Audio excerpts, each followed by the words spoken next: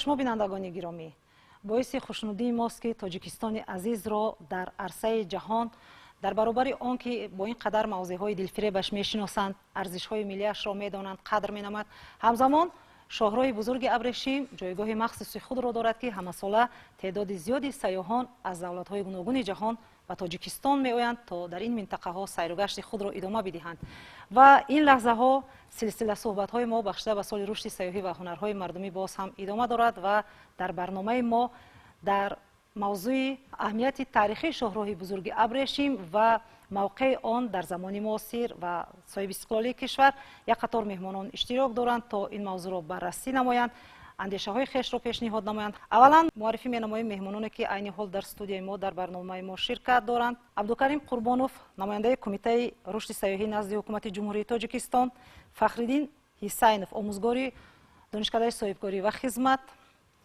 شمس‌الله нарзуллоев، کارمند اکادمی علم‌های تاجیکستان، نورالدین سیف‌الله‌ев، باستانشناس، مدیر شعبه باستانشناسی انستیتوت تاریخ، باستانشناسی و مردمشناسی نزد اکادمی علم‌های جمهوری تاجیکستان و کارمندان اکادمی مذکور، تاتیانا فیلیمونова، نامزد علم‌های تاریخ، باستانشناس و گالینا каримова، نامزد علم‌های تاریخ، باستانشناس. خب قبلا خوش آمدید میگویم شما رو به برنامه خویش.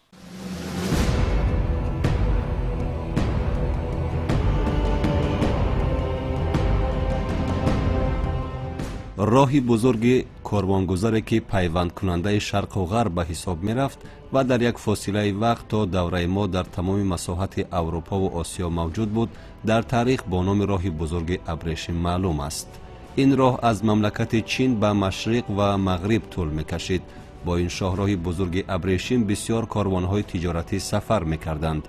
کشورها و دولت‌های آسیای مرکزی هنوز از زمان قدیم با چین رابطه قوی تجارتی داشتند و محض راه ابریشم این مناسبت‌ها را باز بیشتر تحکیم می‌بخشید.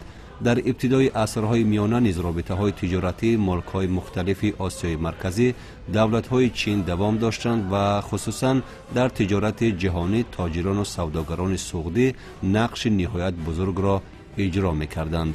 در چین نزدیکی شهر سیان در نتیجه برگزاری کوفتوکاوی ارخئولوژی معلوم گشت که قسم زیادی سعودیان در چین به طور دائمی زندگانی می‌کردند. دیگر منطقه کلانترین سرزمین تاجیکان که در مسیر راه تجارتی ابریشم قرار داشت این تخارستان میباشد. تخارستان از جهت مساحت به باختر قدیم شباهت دارد. در پیشرفت رابطه‌های تجارتی تخارستانی ها نیز حصه ارزنده می‌گذاشتند. عموماً کل منطقه های تاجیک نشین و حدود تاجیکستان تاریخی سراسر در مسیر این راه کاروانگذاری انتقال کننده ابریشم قرار داشتند. حتی از آن سه شاخه این راه تاریخی می‌گذشت. مردم آن منفعت‌دار از آن بودند که محصولات هنرمندی استحصال نموده خود را به تاجران خارجی بفروشند. احیای این شاهراه تاریخی که از عصر دوی پیش از میلاد عرض هستی می نماید یک پدیده تاریخ نیاگان به حساب می رود.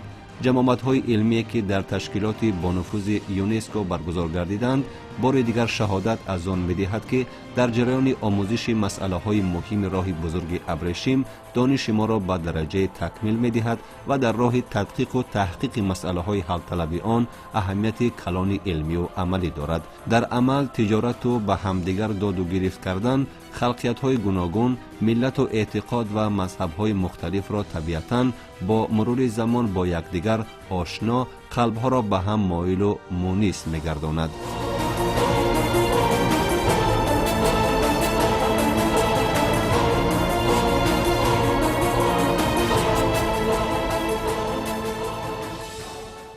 نخست میخواستیم از شما نورالدین سیف‌الله‌ев شنیده باشیم درباره اهمیت تاریخی شاهراه بزرگ ابریشم در دوران صاحب استقلالی کشور. مرحمت. بسیار یک سوالی که امروز برای ما مردم تاجیکستان چیزی اساسی است، چون که این سال سال رشد سیاحی اعلان کرده شده است. از کتاب ها ما خواندیم، دیدیم و گفته می توانیم که اهمیت خیلی بزرگ دارد راه ابریشم، چون که از سالهای خیلی قدیم مردم به خاطر دیدن و به خاطر نشان دادن مدنیت خود به شهرها سفر می کردند агар он даврҳо, агар техникаи ҳозири замоне ки мо мебинем имрӯз, дар он даврҳо бо уштурҳо, бо аспҳо ва он ҳайвонҳои боркашӣ ки доштанд, қисмате аз он кулолгарону косибону дигар нафароне ки дар он давр зиндагӣ мекарданд, ба хотири нишон додани санъати худ, маданияти худ ба дигар шаҳрҳо сафар мекарданд. ин буд роҳи абрешим ки мардум аз таърих ва тамаддуни дигар шаҳрҳо шиносоӣ пайдо мекард. ба хотири ҳамин ҳам имрӯз ки барои маданияту ривоҷро равнақ додани кулолгарӣ, косибгарӣ ё ки нақшофарӣ имсол ки дар тоҷикистони мо озод аст, мардум бояд нишон дода тавонад санъати худро ё ки чакан ё дигар косибӣ. ба ҳамин хотир мо аз давраҳои хеле қадим шинос ҳастем, ба он мардуме ки давраҳои қадим сафар мекарданд, меомаданд ва аз маданият ва аз санъати дигар шаҳрҳо шинос мешуданд. аҳамияти он хеле бузург аст. мо кормандони институти таърих, бостоншиносӣ ва мардумшиносӣ ба номи аҳмади дониши академияи илмҳои ҷумҳурии тоҷикистон бо ҳамкории вазорати фарҳанги ҷумҳурии тоҷикистон як роҳнамо чоп кардем. ин аз чоп баромад. ин роҳнамо ба хотири сайёҳоне ки ба тоҷикистон меянд ва мехоҳанд ки аз маданияти мо бахабар шаванд, аз он ҷои таърихие ки дар тоҷикистон аст бохабар шаванд. бе ин роҳнамо барои ҳар сайёҳе ки меояд мушкилӣ аст. вақте ки ин роҳнамо дар дасти ҳар сайёҳе ки дар тоҷикистон меҳмони тоҷикистони азизи мо мешавад, бо ин роҳнамо метавонад он ёдгориҳои таърихие ки дар ин ҷо нишон дода шудааст ва он харита дар ин ҷо ки ҳаст, онҳо метавонанд озод ба мамлакати мо, ватани мо раванд, биёянд ва тамошо кунанд он ҷойҳои таърихие ки барои онҳо маъқул аст бибинанд. ба ғайр аз ин дуюм китоб, ин ҳам роҳи абрешими бузург аст ки дар ин роҳи абрешими бузург ҳамаи он ёдгориҳои таърихӣ ва он чизое ки дар тоҷикистони мо барои дидани сайёҳон ҳаст, дар ин ҷо нишон дода шудааст ва метавонанд озода аз ин китоб истифода баранд. ба ғайр аз ин мо рости гап имсол моҳи ноябр буд, рафтем чин. он чизе ки дар китобҳо хонда будам, дида будам ки роҳи абрешим қариб 3 ҳисса аз шаҳри Сиан мешавад ва он чизҳоро дар осорхонаи худи Сиан дидам ва метавонам гуфта ки ин харитае ки дар дасти ман аст, бинед, инам аз осорхонаи худи шаҳри Сиан ман гирифтам. бибинед дар ин ҷо чӣ навишта шудагӣ аст? навишта шудааст ки 100% абрешим. бинед ки роҳи абрешим, материале ки дар ин ҷо ҳаст, инам роҳи абрешим, инам ҳамаи он чизе ки роҳое ки аз худи Сиан ба мамлакати мо, ба дигар мамлакатҳо корвонҳо мерафтанд, дар ин ҷо нишон дода шуд. ба хотири чи ин ман харитаро нишон додастам? ба хотири он ки вақте ки сайру сайёҳ мебиёяд, мо бояд тоҷикистониҳо бояд ҳамин хел харитаҳо дошта бошем, чунки мардуме ки ба хотири сайру сайёҳӣ дар тоҷикистон мебиёянд, ҳамин чизҳо истифода баранд ва озодона аз ёдгориҳои таърихи мо дидан кунанд ва як хотироти хуб бубаранд. шоҳрои бузурги абрешим қабл аз ҳама аламон ваҳдату дӯстиву ҳамдигарфаҳмиро миёни миллатҳо мустаҳкам гардонид ва чӣ қадар бо василаи шоҳрои бузурги абрешим мо аз фарҳанг, таърих, расму оин, анъанаҳои дигар миллатҳо бохабар шудем ва баҳравар ҳам гардидем. дар ҳамин бора мехостем чанд сухан бигӯем. Шелковый путь – это не только 3 основных ветки, которые проходили по Таджикистану. Это разветвленная сеть еще и региональных дорог, которые связывала практически все города, которые располагались на территории Таджикистана с древности и до позднего Средневековья, пока действовала эта дорога, которая потом прекратила свое существование в XVI веке. Вот. Поэтому, когда вот мы писали вот эту книжку, мы именно ее построили на том, что существует именно вот эта вот разветвленная сеть, и мы показывали все памятники, которые идут именно не по центральному направлению, а именно которые идут по региональным нашим дорогам. Ну, например, вот мы приводим такую вот дорогу, которая шла регионально, она начиналась от Айваджа, на переправе Айваджа с Афганистаном, в равнинные долины Средней, Центральной Азии, и которая шла, например, по Кафернигану вверх, начиная вот через Шартузские районы. Там можно посмотреть на Айвадж переправе недалеко располагался такой монастырь несторианский. Потом дальше есть знаменитый памятник медресе Хаджа Машад. Поднимаясь выше по Кафернигану, можно дойти до Гисара, потом до Душанбе. Это все памятники, которые входили вот в Великий Шелковый путь, но по региональной ветке. А вот уже на Гисарской точке, это она соединялась с основной одной дорогой, центральной, которая называется Каратегинская ветка, которая проходила, но она сворачивала дальше и шла по Сурхан-Дарье. А вот эта вот ветка от Кафернигана, она подсоединялась именно вот к Каратегинскому пути в Гисаре. Потом еще одна ветка шла по реке Вакш. Практически все дороги шли вдоль рек, потому что караваны нужно было поить водой, люди далеко от воды не отрывались, и берега рек, они были лучше всего проходимыми для этого. Следующая вот ветка шла по Вакшу. Там такие памятники можно вот посмотреть, вот это вот, если туристические фирмы заинтересуются. Она начинается знаменитым памятником Тахтисангин, античным памятником. Потом можно было дойти до столицы Вашского княжества. Такой город был Хиловерт. И дальше опять выходила, опять соединялась с территорией, с веткой Каратегина. Еще одна вот эта вот ветка, которая шла, вот мы сейчас разработали последние экспедиции, которую мы провели в Фархурском районе. Там по берегам рек сначала Сурхоба, а потом по ее притоку Таирсу мы нашли целый ряд караван-сараев. Некоторые караван-сараи, например, на берегу Таирсу, он был очень огромный. И караван-сараи обычно имеют такую классическую планировку. Это вход, двор внутренний, и вокруг него, значит, помещение, где люди жили. А, например, на Таирсу мы нашли двойной такой караван-сарай. Видно, один караван-сарай уже не вмещался, и рядом к нему пристроили точно такой же второй караван-сарай. Вот эта ветка выходила к знаменитому мосту, где сейчас стоит Нурекская ГЭС. Там располагался знаменитый каменный мост, который еще известен по греческим авторам, которые пришли сюда с войсками Александра Македонского. И опять она соединялась, опять с Каратегинской.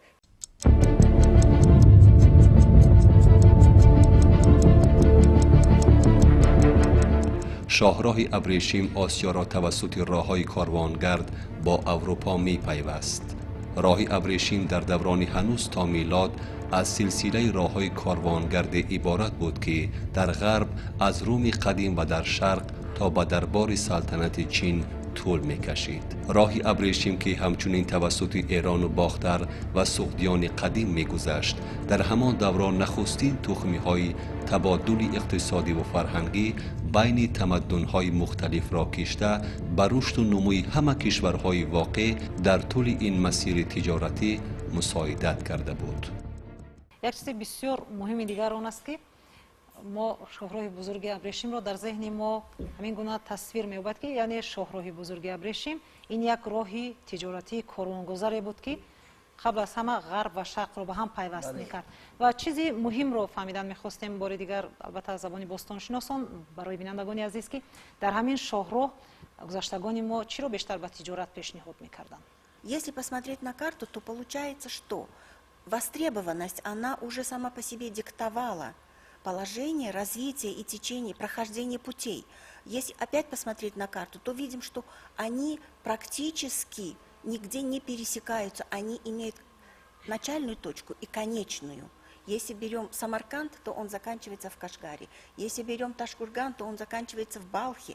И все это проходит по конкретным путям. То есть люди эту систему отладили. откатали и уже пользовались ею эффективно. Плюс ко всему, если взять какие-то источники, то вот сразу оговорю, что мы сейчас разрабатываем направление программы, которая называется Фергано-Сардаринский коридор шелкового пути.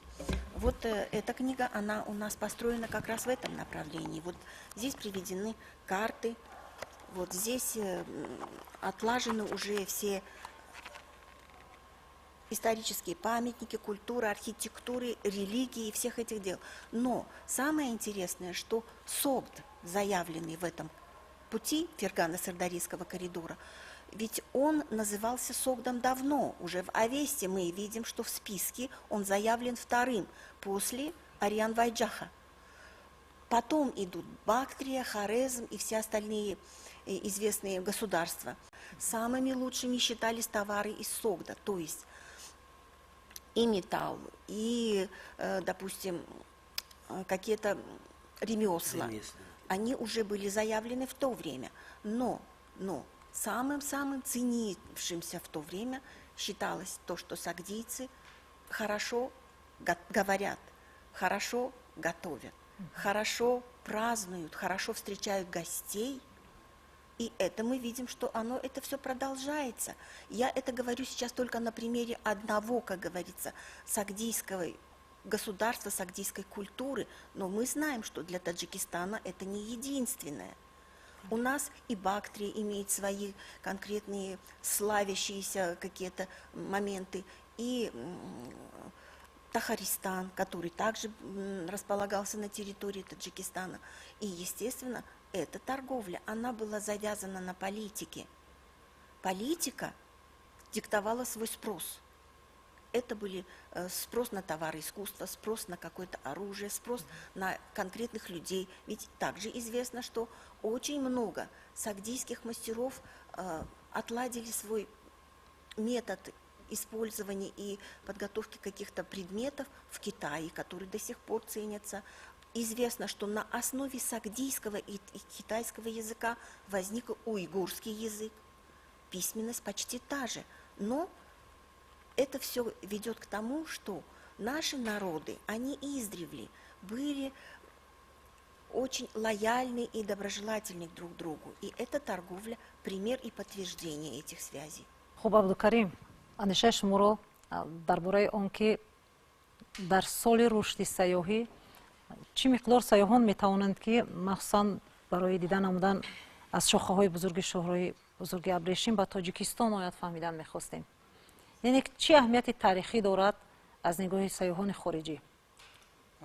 در واقع شهرهای بزرگ ابریشم راهی است که یا خود رمز یا برندی است که نیاز به معرفی ندارد، زیرا اهمیت تاریخی آن خیلی بزرگ است و باید قید کرد که جمهوری تاجیکستان که از جمهوری تاجیکستان این سه راهی این سه شاخه این شاهراه میگذرد، بسیار هم برای ما امکانیت بزرگ است برای معرفی کردن امکانیت های سیاحی مملکت و چون جمهوری تاجیکستان عضو کامل حقوق سازمان امور جهانی سیاحی می باشد، در این زمینه از جانب سازمان امور جهانی سیاحی سال 1993 برنامه احیای شهرهای بزرگ ابریشم عمل می کند و چون جمهوری تاجیکستان همسالت در نمایشگاه بین المللی سیاحی ITB برلین که در کشور آلمان برگزار می‌گردد اشتراک فعال دارد و گوشه سیاحی مملکت از جانب شرکت‌های سیاحی برای دوستداران سیر و سیاحت معرفی کرده می‌شود. همزمان در حواشی همین نمایشگاه جلسه وزیران توریسم شهرهای بزرگ ابریشم گذرانده می شود و در این ردیف مسئله های باز هم آسان دسترس نمودن روادید کشورهای شهرهای بزرگ ابریشم و دیگر امکانات های معرفی کننده شهرهای بزرگ ابریشم بررسی کرده می شوند و جمهوری تاجیکستان نیز ما می‌دانیم که برای باز هم جلب بیشتر سیاحان در سمت سوداگرانی دسترسی روادید تاجیکستان بسیار کارهای مهم انجام داده شده است و از زمان جاری شدن روادید الکترونی برای سیاحان بسیار هم امکانیت مساعد فراهم آورد و این تحلیل‌های آماری نیز نشان می‌دهند که محض طول 2 سال اخیر گردش سیاحان به کشور ما برای بازدید از امکانیت‌های سیاحی مخصوصاً از سیرخط شهرهای بزرگ ابریشم خیلی زیاد است و در این زمینه در دایره برنامه رشد سیاحی خریطه‌ها، رقعه‌ها و راهنماها نشر کرده میشوند که در آنجا حتما خط سیرهای شهرهای بزرگ ابریشم جای داده میشوند و دوستداران سیر و سیاحت تاجیکستان در برابر بازدید از کشورهای همسایه امکانیت دارند که از این امکانیت‌های سیاحی تاجیکستان نیز دیدن نمایند. در این زمینه امسال نیز سالی چون سال رشد سیاحی و هنرهای مردمی است در کشور برگزاری نمایشگاه بین‌المللی سیاحی راه ابریشم برگزار کرده می شود و البته ما اطمینان کامل داریم که این البته برای باز هم توسعه بخشیدن امکانیت‌های سیاحی مملکت و معرفی امکانیت‌های سیاحی مملکت تاثیر مثبت می‌رساند.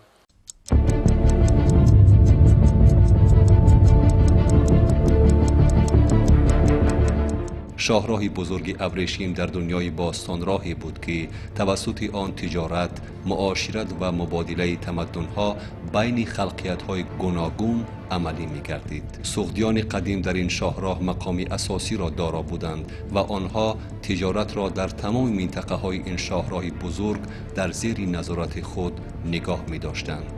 کتیبه‌های خطایی و کتیبه‌های سغدی هنگام حفریات‌های ارخئولوژی دریافت گردیده شهادت می‌دهند که سوداگران سغدی با یک اصول حیرت انگیز تجارتی از مملکت‌های شرق و کشورهای غرب و از جنوب و شمال به تجارت بابرار مشغول بودند. خب فخرالدین حسینов در دانشکده صاحبکاری و خدمت شما به حیث آموزگار فعالیت میکنید و از نظر شما شورای بزرگ ابریشم به نمون متخصصان ساحه توریسم که در این دانشکده فعالیت میکنند در آینده باید در رشته توریسم فعالیت کنند همچون یک راه بلد همچون یک نماینده ساحه سیاحی چه اهمیت دارد؟ شاهراه ابریشم در برابر دیگر ارزش‌های فرهنگی و ملی مخصوصاً مردم تاجیک اهمیت بس و مهم و تاریخی دارد. در برابر این پیش از آنه که ما در بابت این موضوع آشنایی پیدا میکنیم و یا اینکه به دانشجویان درس تعلیم میدهیم و در این رشته یعنی که در رشته سیاحی ما دانشجویان رو آماده میسازیم پیش از همه باید از تاریخ این آگاهی پیدا کنیم.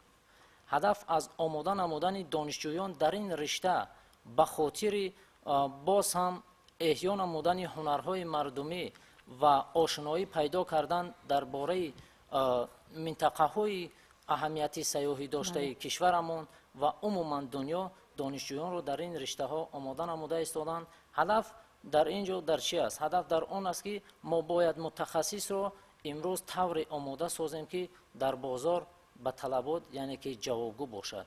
جوابگو بودن به خاطر آنه که پیش از همه دانشجویان رو ما طوری باید آماده سازیم که زباندانی آنها در مد اول میستد. سیاحانی که به مملکت ما امروز وارد میگردند باید که پیش از همه از موضعهای فرهنگی ما دیدن نمایند و در این سم برای آنها راهبلدهای مخصوص لازم است که دارای دانش خوب و ملکه خوب باید باشند. در این سم باید که ما دانشجویان را آماده سازیم. شمسالله نرزویف شما در بیشتر همین شاخه های راه بزرگ ابریشم یعنی هنگام گفتگاه ها هنگام گذراندن کارهای ارخئولوژی شرکت هم داشتید درباره همین بازیافت ها همین گذراندن همین گونه کارهایی که بازگو میکند تاریخ گذشته ما را مخصوصا تاریخ شاهراه بزرگ ابریشم رو چه گفتنی ها دارید؟ شاهراه بزرگ ابریشم که ما میدونیم дар се маротиба се раҳи бузурги абрешӣ мегузашт, шоҳро мегузашт ки ин ҳам бошад дар ҳар давра ҳар хел иваз шуда истодан. мисол агар мо аз давраи қадимаш гирем ки аз давраи мисол давраи ташаккулаш ин давраи кушониён буд, мо соли гузашта дар лоғмон кор кардем ва ҳаливард, чуноне ки маълима гуфта гузаштанд. ин дар он ҷо шоҳрои бузурги абрешӣ мегузашт ки аз балх сар шуда ба тарафи ҳисор, душанбе ҳисор мегузашт. баъд инҷо кор кардем. соли бозёфтие ки дар он ҷо мо мебинем ёфтем, аввал вақте дар мавриди аввал фикр мекунӣ аз куҷо хокашро гирифта бошанд. мисол ин шоҳро инро муайян мекард ки вақте ки мо хоки онро вақте ки анализ мегузаронем дида мебинем баъзеш ҳаст ки аз балх омадааст ё баъзеш ҳаст ки аз тарафи мисол шимоли тоҷикистон оварда шудааст. ин як аҳамияти тарихӣ бузург дорад. баъд ин пайвасткунии маданият мешавад. мисол маданияти агар мисол маданияти хитоӣ мисол аз тарафи хитоӣ омада бошад, агар аз инҷо ба самарқандро пайваст мекард, ин аҳамияти бузурги тарихӣ дорад абрешим. боз агар мо вақте ки ҳисор ин ки як маркази пайвастшавии роҳи бузурги абрешим буд ки аз хошқар меомад ба самарқанд, ин дар ҳисор имрӯза мо медонем пайваст шуда буд ин роҳи абрешим. баъд як қисми дигаре ки роҳи абрешим аз тарафи тошқурғон омада буд, ин ҳам дар аз кофир гӯем ки ҷиргатолу ғарм гузашта боз ям омада дар моне имрӯза душанбеи мо пайваст шуда буд. бозёфтое ки мо меёбем аз ин ҷо агар як давраро ҳам дар бар гирад, масалан мисол як кӯзае ки мо меёбем дар худи душанбе шаҳре ки душанбеи қадима бошад, агар инам хоки ҳамин аз чизе ки лои тайёр кардаги ин кӯза мо метавонем ки мақсад ин кӯза аз ё ки аз балх омадааст ё ки аз ин ҷо ба балх бурда шудааст. ин барои тиҷорат бисёр як нақши муҳим дошт. Калина Каримова хело хуб қайд намуданд, яъне дар шоҳрои бузурги абрешим нақши бештар ва ҷойгоҳи хосро суғдиёни қадим гузоштанд ва дар ҳамин маврид шумо каме илова мекардед. шаҳрҳо мисли ҳаёти инсонӣ, чӣ қадар ки инсонҳо аз хурдӣ то ба воя расидан чӣ қадар даврҳоро мегузаронанд, шаҳрҳо ҳам мисли ҳамин ҳаёти инсонӣ гӯем хато намекунем. шаҳрҳо аввал хурд ҳастанд, баъд калон мешаванд, дар он ҷо мардум зиёд меянд, он шаҳрҳо косибон меянд, кулолгарон мебиянд, дигар мардуме ки ин ҳунарҳое ки доштанд дар он ҷо ҷамъ мешаванд ва шаҳрҳои бузургро ташкил мекунанд. вақте ки шаҳрҳо бузург шуданд, онҳо метавонанд ин маданият ва он кулолгарӣ косибе ки доштанд метавонистанд байни ҳамдигар тиҷорат кунанд ва тиҷорати худро нишон диҳанд. абрешим, роҳи абрешим ба хотири чи роҳи абрешим меган қисмати зиёди одамо абрешим ин аз барги тут як намуди кирме ки пилара истеҳсол мешид, аз ҳамин абрешим тайёр карда мешид. ин асосан бале ин асосан дар худи чин буд ва вақте ки ин хеле пули калонро дар бар мегирифт, чунки дар китобҳо мо хондем дидем дар асри 4 дар Рим 1 килограмм абрешими ҳамин пилаи хом ба 4200 динори тангаи тиллоӣ баробар буд. бибинед ки 4200 динор тангаи тиллоӣ ба 1 килограмм абрешим. ба ҳамин хотир дар чин ин пиларо ба ягон ҷо баровардан намемонданд, чунки ин маҳсули кори тиҷорати онҳо буд, даромади кори онҳо буд. ба ҳамин хотир ин тут ва барги тут ва он кирме ки аз он абрешим истеҳсол мешид барои баровардан як қонуни сахти ҳамун давраи замонаи давлати чин буд ки барои баровардан қонунҳои сахт дошт. лекин дар асри 4 пас Эрон, асри 4 пас Рим ва дигар давлатҳо паҳн шуд ин абрешим ва дигар мардумам аз ин абрешим истифода бурданд ва номи ин бигем ки роҳи абрешимро гирифт. ба хотири чӣ мо рушди сайёҳӣ эълон кардем? ба хотири он аввал ки мо бояд маданияти худамонро нишон дода тавонем, ҳунармандии худамонро ба тамоми мардуми дунё нишон дода тавонем.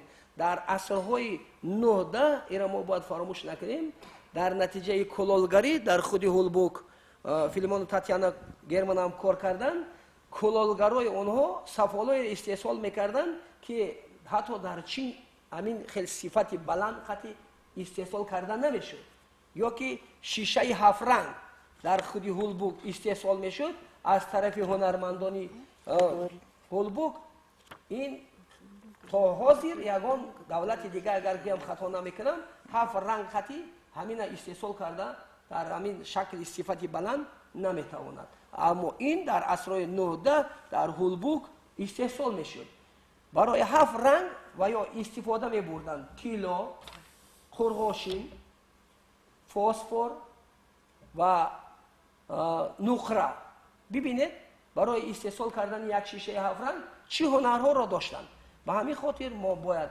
هنرهایی که مردمی ما داشت ما او را باید رواج دیم رونق دیم مصلحت همین گفته میتواند که ما به تمام مردم دنیا نشان داده توانیم که مردم ما تاریخ قدیمه دارد هنرهای قدیمه دارد.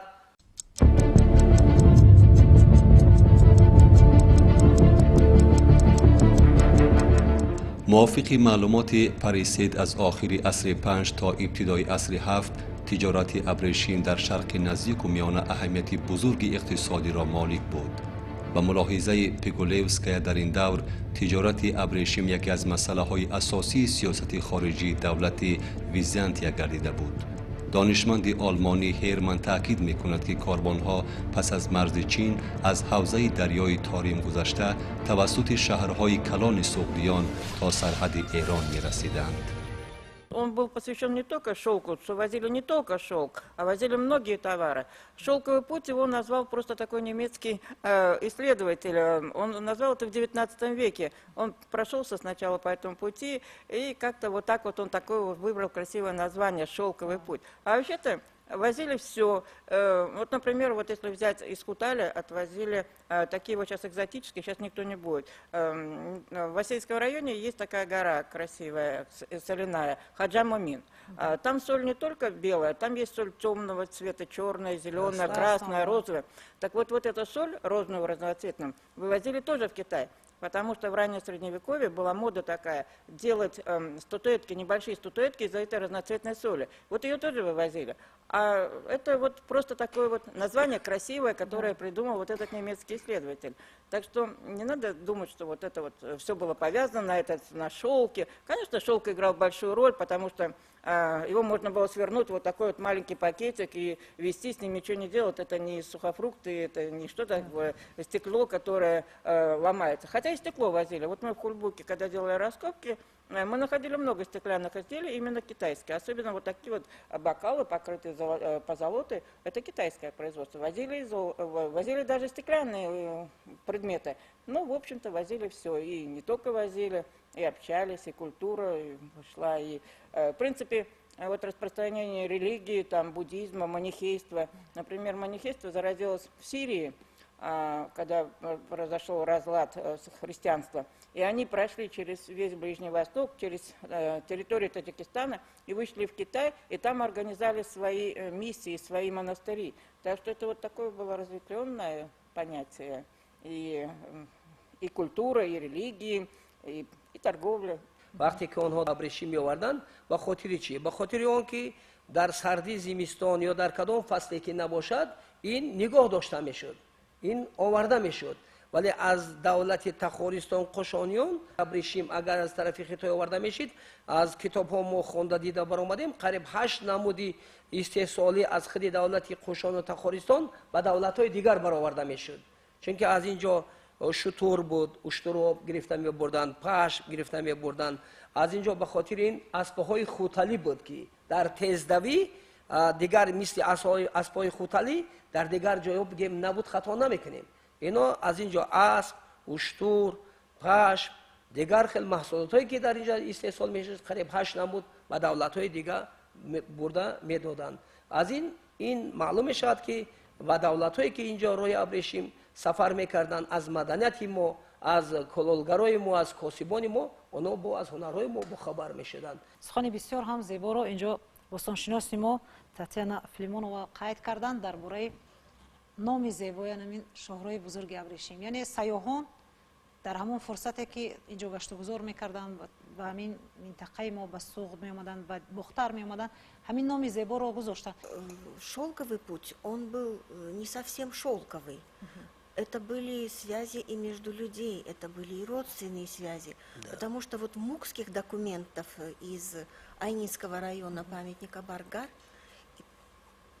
мы имеем такое обращение к Диваштичу.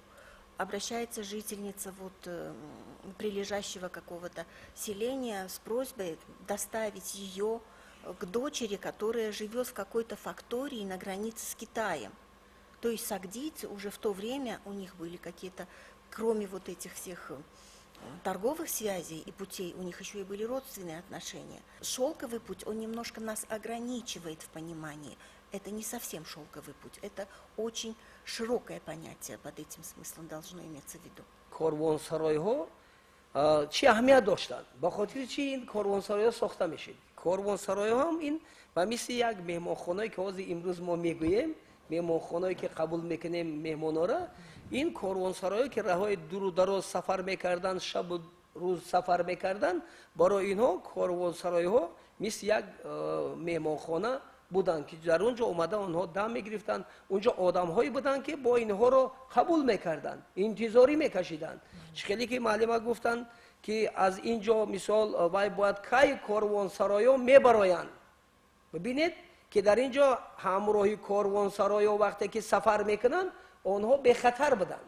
чунки буданд ҷойҳое ки аз ин корвонсарой бо корвонсарои дигар гурӯҳҳое буд ки инҳоро нигоҳбинӣ мекарданд, инҳо борҳои худро, молҳои худро бе ягон зарар дар дигар корвонсароё, дигар шаҳрҳо мерасонданд.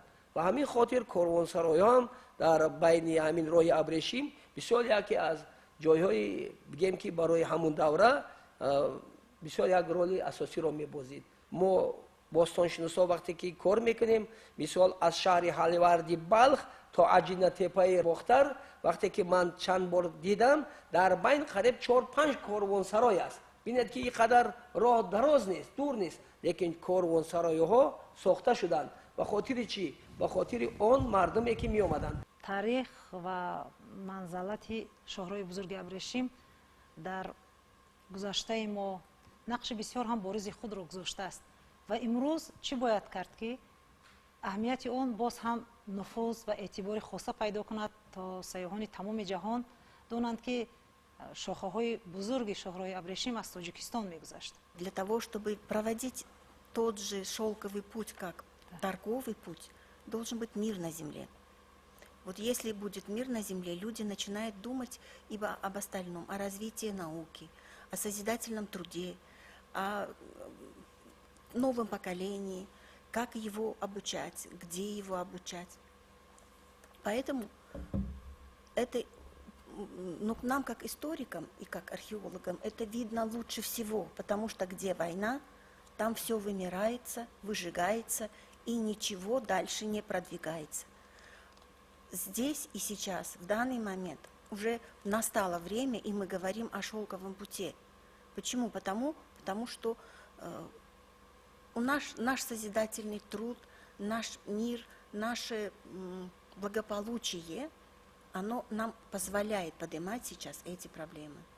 яке аз 4 афзалияте ки дар Тоҷикистон боиси ҷалби бештари сайёҳон мешавад дар баробари чун Тоҷикистон дорои сарчашмаҳои обӣ тоза мебошад ва ҳамзамон наврӯзи байналмилалӣ, инчунин дар як вақт тамошои 4 фасли сол шоҳрои бузурги Абрешим ҳам бисёр аҳамияти бузург дорад ва имрӯз бо дастгирии ҳукумати ҷумҳурии Тоҷикистон бевосита бо дастгирии раҳбарияти олии сиёсии кишвар як қатор имтиёзҳои андозию гумрукӣ муқаррар карда шуданд ки ин албатта ширкатҳои сайёҳиро боз ҳам барои омода кардани хатсайрҳои ҷолиб барои сайёҳон бо дар назардошти сайрхатҳое ки аз тавассути шоҳрои Абрешим мегузаранд таҳия карда мешаванд ва дар ширкатҳои навтаъсис ҳам راهنمایی کرده می شود که محض در خطسرهای خود در برنامه‌های خود حتما که از یعنی که شورای بزرگ ابریشم رو بیشتر و بهتر تبلیغ نمایند، زیرا این یک وسیله مهمی معرفی امکانیت‌های سیاحی مملکت از جمله راهی بزرگ ابریشم که توسط تاجیکستان می‌گذرد میباشد. ما امروز راههایی که ساختیم این یک پیشروی بزرگی برای ما شکرانه میکنیم که امروز یک ما اگر راه ابریشم وقتی میگیم پیش از همه کلمه راه است. برای راهی که ما ساختیم در داخل تاجیکستان امروزه ما این خودش یک پیشروی بزرگ است.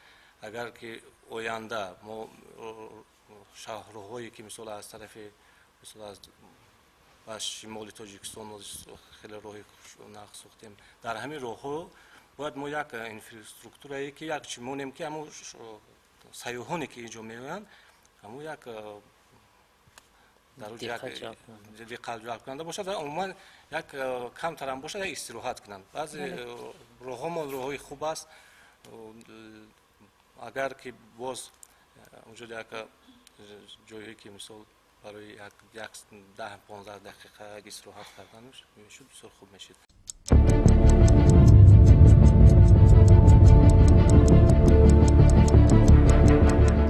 در شرایط امروزه تاجیکستان صاحب استقلال با کوشش و تلاش‌های پیوسته پیشوای ملت از نوع احیا گردیدن مقدسات و ارزش‌های ملی خلق از جمله سنت‌های نجیب راه ابریشم خود یک متانت و جسارت و نمونه کامل قهرمانی میباشد. بنیاد نمودن راه‌های اتومبیلگرد و نقب‌های عظیم و برآمدن از بنبست کمونیکاسیونی همچنین اعضاگی تاجیکستان به سازمان عمومی جهانی سودا برای اهالی جمهوری تاجیکستان شاهراه بخت و سعادت و رشد اقتصادی و کمالات وحدت می شود. سرزمین تاجیکستان همان گذشته بای، همان تاریخ رنگین خیش را دارد که همیشه ما با تکرار همون تاریخ، با آشنایی باز هم به تاریخ خیش، به فرهنگ خیش، به مدنیت، به تمدن افتخار می نماییم. افتخار می نماییم که همین گونه گذشتگان داشتیم، همین گونه سرزمین داریم و همین گونه نادرترین یادگاری ها داریم که همیشه جایگاه خیش را دارند و از هر یک ما وابسته است که در سال رشد سیاحی و هنرهای مردمی باز هم اهمیت راه بزرگی ابریشم را همچون بیشترین و نادرترین یادگاری که واقعا هم توانست وحدت روحی و معنوی ملت‌های گوناگون را به هم بیارد نقش بارز خویش را گذاشته است معرفی کرده توانیم و ما میتوانیم با استفاده از آن امکانیت‌هایی که امروز تاجیکستان صاحب استقلال دارد در عرصه جهان گفته بتوانیم که تاجیکستان واقعا هم یک سرزمین است که همیشه سیاحان برای تماشای این سرزمین آماده هستند. تا صحبت‌های دیگر سربلند باشید.